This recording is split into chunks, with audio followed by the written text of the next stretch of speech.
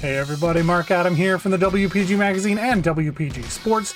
Thank you for joining me here in the Landing Zone. The LZ Sports Show brings you local sports, all the local sports we can get our hands on. Tonight, we're talking Valour FC. Tonight, Valour were in action at home at IG Field against the visiting Atlético Ottawa. Before we go any further, why don't we have a look at the highlights as put together by One Soccer. Gutierrez hanging on as a short option along the ground for potential of a one-time hit, but instead it's played in. Dujic was keeping an eye out for something in the wall that he didn't like. I believe it's Ponce who's being deemed as the culprit here. Nice move to his left-hand side, spots Malcolm Shaw. Tissot wanted the ball, didn't get it. Bassett to the right for Tabla. Levi's assumes his defensive positioning, and Tabla could never find a way through. Acosta driving towards the byline, is able to get the cross in. It finds the head of Wright. It gets underneath it instead of across it. Turn from Carl Howarth. Bassett keeps it along the ground. Howarth running on. He's going to get there towards Verhoeven. It's in! Zach Verhoeven, as Atlético Ottawa finally break Valour down. Let's go! It's wonderful from Carl Howarth. Bassett again involved. Howarth makes the run at the right time, and Baquero just loses for... Having a look at the stats here, we see it was a bit of a yellow card palooza. 5 for Valour, 4 for Atlético.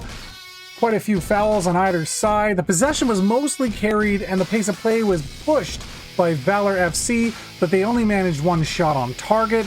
Atlético, while not really dangerous shots for the most part, they managed 4 on target. And we are going to hear from Phil Dos Santos about his thoughts on the amount of offensive production that Valour was able to generate today. Not enough. I think that, again, another game that you had in large parts of the game, the ball, you had what I call territorial control.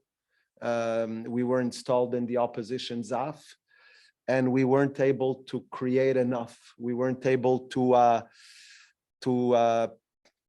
have quality in our final product. A lot of opportunities to put crosses in, and we either they were over it or they didn't find anyone, and not enough quality, not enough.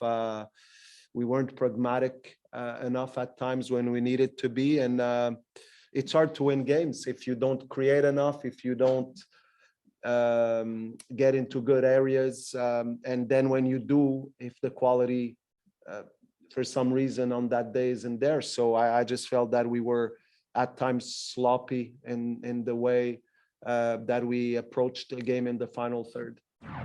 When Dos Santos was asked about what the team can do to learn from this giving up goals late in the game and how they can overcome, here's what the coach had to say. Learn from it now, Mitchell, is it's, what does that mean? The truth is that we've been saying that it's what, how many points lost over minute 84 or 85 already this season. If we don't learn after the first one, then the problem is bigger than just learning. Okay, it happened once, twice, now 3 times. The game's dynamic. I don't think the guys are there and thinking that it's the moment. They have to deal with the moment. That moment could come at minute 5. It could come at minute 10. The game has 90 minutes. They need to play throughout the 90 minutes. And I think that's something that it's hard to work. It's hard because you're in training, and it's hard to work those final moments in a game. Now, how important the next 2 games are, they're very important. The truth is that you can't afford to fall behind too far. And we had 2 very difficult road games. We were able to secure a point in Pacific, but like I said before the game, that point only matters if you're able to take care of business at home. And the same applies. The same applies for all the efforts that we put on the road. We need to do the job at home. And I feel that 1 point in 9 possible points in the last 3 games, it's not enough. We just heard the man say 9 potential points, only coming away with 1. That isn't good.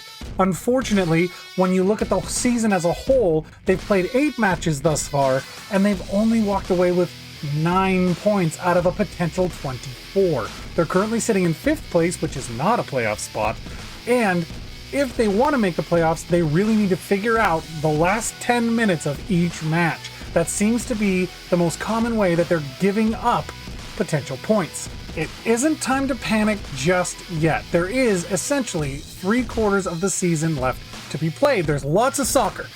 That said, Valour cannot slide any farther down the table than they already are.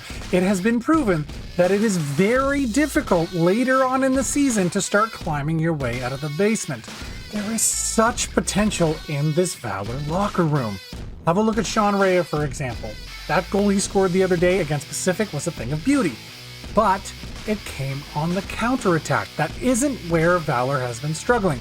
Valour has been struggling once they've got the ball up the pitch. That final third, getting an opportunity at goal has been a real problem. Working the ball from one side to the other and all the way back again, and coming away without even a shot on net, let alone a goal, has been a significant problem. They need to work on their finishing, and they really need to work on not giving away goals in the last 10 minutes of matches. If they can sort those 2 things out, I think they've got a real shot at them. Again, there's lots of soccer to be played, no time to panic. Hopefully things will come together for them.